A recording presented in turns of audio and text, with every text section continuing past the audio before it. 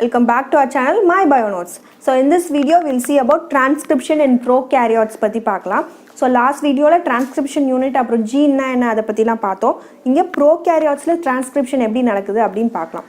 So அதுக்கு முன்னாடி சேனலை subscribe பண்ணாதவங்க subscribe பண்ணுங்க. அந்த வீடியோ பிடிச்சிருந்தா லைக் பண்ணுங்க and also bell button click பண்ணுங்க. நிறைய அப்பதான் உங்களுக்கு வீடியோ அப்டேட்ஸ் வரும் and also please leave a comment in the comment section. So நம்ம இப்ப வீடியோக்குள்ள போலாம். First transcription in prokaryotes. So prokaryotesல எப்படி transcription நடக்குது அப்படினு பார்த்தோம் அப்படினா ஒரு enzyme ஒரு DNA dependent RNA polymerase. So இந்த enzyme தான் transcription processக்கு யூஸ் ஆகுது. ஸோ ஒரு ப்ரோகேரியாட்டில் it is a single enzyme தான். இந்த ஒரு என்சைம் தான் எல்லா ஆர்என்ஏ சிந்தசைஸ் ஆகிறக்கும் it is this single enzyme.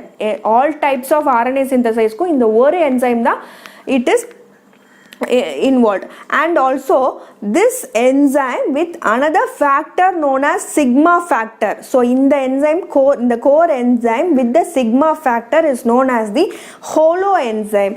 Holo na the whole or the entire enzyme with the sigma factor is known as a holo enzyme.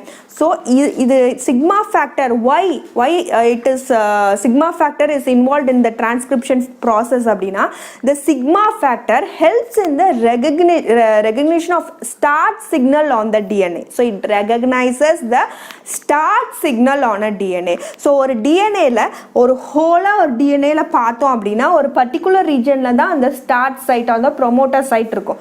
So அத வந்து recognize பண்றதுக்கு இந்த sigma factor வந்து help பண்ணுது. எதுக்கு ஒரு RNA polymerase-க்கு இது help பண்ணுது for it recognition, and also it directs the enzyme promoter binding. So அந்த enzyme the RNA polymerase enzyme அந்த DNA கூட bind பண்ண வைக்க it directs in the sigma factor it directs the RNA polymerase.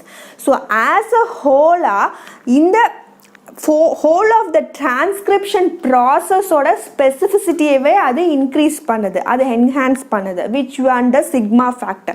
So for that only the role played by the sigma factor is in initiation only. Initiation க்கு மட்டும் தான் அது use ஆகுது.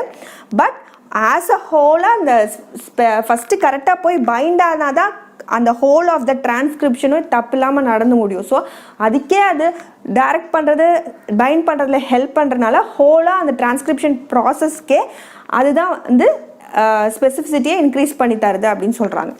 And also first step நான் சொன்ன மாதிரி is initiation, second is elongation of the RNA, and also next டெர்மினேஷன்னா எப்படி முடியுது இந்த ப்ராசஸ் ஆஃப் டிரான்ஸ்கிரிப்ஷன்.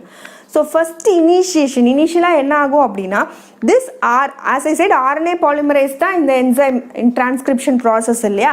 ஸோ இந்த RNA polymerase holo enzyme with the sigma factor it first recognizes the promoter in the -35 region. So first -35 regionல இருக்க இந்த black one தான் promoter. So அதை வந்து ஃபஸ்ட்டு ரெகக்னைஸ் பண்ணுது இந்த holo enzyme. ரெகக்னைஸ் பண்ண பின்னாடி it binds to the promoter. அந்த ப்ரோமோட்டர் ரீஜனில் அந்த என்சைம் போய் பைண்ட் ஆகிக்குது. ஆனால் மோர் டைட் பைண்டிங் எந்த ரீஜனில் இருக்கும்னு பார்த்தீங்கன்னா -10 ரீஜன் ஆஃப் த ப்ரோமோட்டர் சைட்டில் தான் the enzyme and the DNA binding will be more tight. So இப்போ பைண்ட் ஆயாச்சு, நம்ம என்சைம் போய் DNA கூட பைண்ட் ஆயாச்சு. அதுக்கப்புறம் என்ன பண்ண போகுது அப்படின்னா இந்த ட்விஸ்டட் ஃபார்மில் தானே இருக்கும் DNA. ஸோ அதை அன்ட்விஸ்ட் பண்ணி விடுது. எந்த இடத்துல ஹோலாக எல்லா இடத்துலையும் இல்லை, இந்த ஸ்டார்ட் சைட்டில் இருக்க அந்த ரீஜனை மட்டும் லைட்டாக அன்ட்விஸ்ட் பண்ணி வருது நம்ம holoenzyme. Next so this process தான் happens in initiation. Next step is elongation. So எலாங்கேஷனில் என்ன நடக்குது அப்படின்னு பார்த்தோம் அப்படின்னா ஃபஸ்ட்டு ஸோ ஒரு 8 to 9 நியூக்ளியோடைட் பாலிமரைஸ் ஆன பின்னாடி ரூல் ஆஃப் காம்ப்ளிமெண்டரி படி, அதாவது அடினைன் வந்து தைமின் கூட தான் பவுண்ட் ஆகும், அந்த மாதிரி காம்ப்ளிமெண்ட்ரியாக பைண்ட் ஆன பின்னாடி ஒரு 8 to 9 நியூக்ளியோசைட் சப்ஸ்ட்ரேட் என்ன இங்கே நியூக்ளியோசைட் ட்ரைஃபாஸ்பேட்டை தான் சப்ஸ்ட்ரேட்டாக எடுத்துக்கிட்டு ஒரு RNA இங்கே பில்ட் பண்ண போகுது, ஒரு RNA டிரான்ஸ்கிரிப்டை இந்த என்சைம். ஸோ அப்படி ஒரு 8 to 9 நியூக்ளியோடைட்ஸ் பாலிமரைஸ் வந்த பின்னாடி என்ன ஆகும் அப்படின்னா இந்த sigma factor it leaves the enzyme. So அதோட வேலை அது இங்கே முடிஞ்சிருச்சு, அதனால அது எக்ஸிட் ஆயிடுது. ஃபஸ்ட்டு ஒரு என்சைமை டைரக்ட் பண்ணுறதுக்கும் ஒரு ஸ்டார்ட் சிக்னல் சைட்டை ரெகனைஸ் பண்ணுற வரைக்கும் தான் அந்த சிக்மா ஃபேக்டர் இருக்கும். அப்புறம் அந்த sigma factor it leaves the enzyme. இப்போ அந்த என்சைம் மட்டும்தான் இருக்குது. ஒரு 8 to 9 நியூக்ளியோடைட் சிந்தசைஸ் ஆன பின்னாடி it leaves the enzyme and the RNA gets elongated. So புதுசாக நியூக்ளியோசைட் ட்ரைஃபாஸ்பேட் ஆட் ஆகி it gets elongated. The RNA chain gets elongated. So அதை தான் நம்ம வந்து elongation. ஸோ elongation அப்படின்னு சொல்கிறோம்.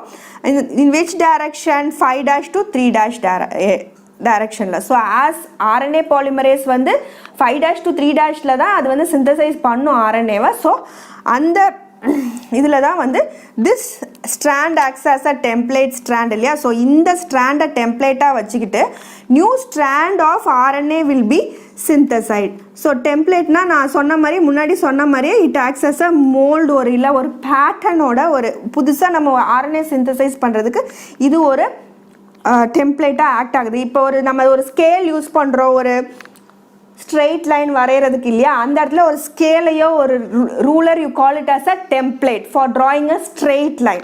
ஸோ இந்த இடத்துல ஒரு புதுசாக ஒரு RNA ப்ரொடியூஸ் ஆகிறதுக்கு this strand act as a template.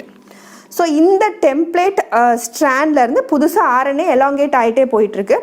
And also this பபிள்னோ இது பபிள் மாதிரி தானே இருக்குது. So this DNA single stranded DNA transcription bubble இது எவ்வளோ பேஸ் பேர் இருக்கும் அப்படின்னா 25 பேஸ் பேருக்கு இது வந்து இந்த டிரான்ஸ்கிரிப்ஷன் பபிள் இருக்கும். ஸோ இந்த பேஸ் பேர் அளவு இந்த பபிள் வந்து இருக்கும். So this single stranded transcription bubble DNA transcription bubble will span around 25 base pair. இது 25 base pairக்கு இந்த bubble இருக்கும்.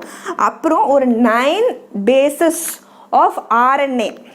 ஸோ இந்த எவ்வளோ லென்த் ஆஃப் RNA இந்த DNA கூட பைண்ட் ஆகிருக்கும் இந்த டிரான்ஸ்கிரிப்ஷன் ப்ராசஸில் அப்படின்னா 9 bases.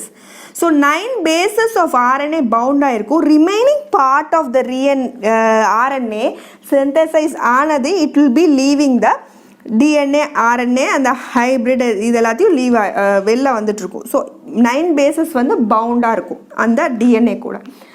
So this is about elongation. So அடுத்து டெர்மினேஷனா எண்ட். ஸோ எப்படி வந்து எண்ட் ஆகுது இந்த ப்ராசஸ் ஆஃப் டிரான்ஸ்கிரிப்ஷன் அப்படின்னா there is another factor known as the rho factor. First initiationல நம்ம பார்த்த factor sigma factor, now it's the rho factor. So rho factor என்ன பண்ணும் அப்படின்னா it binds to the RNA. So இந்த RNA கூட அந்த row factor போய் பைண்ட் பண்ணும். ஸோ பைண்ட் பண்ணிவிட்டு எப்போ பைண்ட் ஆகும்னா இந்த ப்ரொமோட்டர் ரீஜன் நான் சொன்னலையா, அந்த ப்ரொமோட்டர் ரீஜனை அந்த இப்படி போயிட்டு தான் நடந்துகிட்டே இருக்கும் அந்த டிரான்ஸ்கிரிப்ஷன். இந்த ப்ரொமோட்டர் ரீஜனை எப்போ வந்து அந்த என்சைம் லீவ் பண்ணுதோ அப்போ அந்த ரோ ஃபேக்டர் போய் RNA கூட பைண்ட் பண்ணிடும். ஸோ பைண்ட் ஆன பின்னாடி அந்த RNA பாலிமரேஸ் அப்படியே டிரான்ஸ்கிரைப் பண்ணி போயிட்டே இருக்கும். அந்த ரோ ஃபேக்டரும் பின்னாடியே போயிட்டே இருக்கும். ஒன்ஸ் அ பாஸ் சைட் இல்லைன்னா டெர்மினேஷன் சீக்வன்ஸ் அந்த இடத்துல இருந்துச்சு, இந்த க்ரீன் ஒன் இருக்குது இல்லையா, ஸோ இதுதான் வந்து டெர்மினேஷன் சீக்வன்ஸ் இல்லை அந்த எண்ட் சீக்வன்ஸ் அப்படின்னு சொல்லும். ஸோ அது இருந்துச்சு அப்படின்னா அந்த ரோ ஃபேக்டர் போய் அந்த என்சைம் கூட பைண்ட் ஆகுது. So rho factor binds to RNA first as the enzyme leaves the promoter and it follows the polymerase. Polymerase follow பண்ணும் எது ரோ ஃபேக்டர். அண்ட் ஒன்ஸ் இந்த பாஸ் சைட் வந்த பின்னாடி என்ன ஆகும் அப்படின்னா இட் அன்வைன்ஸ். எதை செப்பரேட் பண்ணுது, எதை அன்வைன் பண்ணுது, அந்த DNA RNA ஹைப்ரிட். ஸோ இந்த RNA ஒரு பாண்ட் வச்சுருக்கோம் இல்லையா புதுசாக டிரான்ஸ்கிரைப் ஆகிற அந்த RNA. ஸோ அந்த binding of the RNA with DNA அதை வந்து இட் அன்வைன்ஸ், அது கட் பண்ணிடுது. அண்ட் ஸோ அது கட் ஆகுறதுனால எல்லாமே ரிலீஸ் ஆகிடுது. ஸோ இந்த பாலிமரைஸும் ரிலீஸ் ஆகிடுது with the rho factor. As I said rho factor now is bound to the enzyme. அதுவும் ரிலீஸ் ஆகிடுது. RNA is also release. The newly synthesised RNA transcript is also released. So this denotes, in the sequence வந்துச்சுன்னா it denotes the termination of a reaction of transcription. So this is how the initiation, elongation and termination process of transcription occurs in a prokaryotic cell. So ஒரு prokaryotic cell இந்த மாதிரி ஒரு RNA produce ஆனது it doesn't need any processing. ஒரு eukaryotic cell மாதிரி இதுக்கு processing தேவையில்லை. So side by side transcription நடக்கும் போதே கூட RNA will get translated. And also ஒரு செப்பரேஷன் இல்லை, ஒரு சைட்டோசோல் நியூக்ளியஸ்னு அப்படி செப்பரேஷன் இல்லை ஒரு ப்ரோகேரியாட்டிக் செல்லில். ஸோ அந்த டிரான்ஸ்கிரைப் ஆன RNA ட்ராவல் பண்ணி சைட்டோபிளாசம்க்கு வரணும்னு அவசியம் இல்லை. ஸோ அதனால சைட் பை சைட் டிரான்ஸ்கிரிப்ஷன் நடக்கும் போதே டிரான்ஸ்லேஷனும் நடக்கலாம். So it is very simple in case of a transcription and translation is very simple in case of a prokaryotic cell. So thank you all for வாட்சிங் my video. If you like the video like பண்ணுங்கள், share பண்ணுங்கள், subscribe பண்ணுங்கள், and also click the bell button for more updates. Happy learning to you all. Thank you.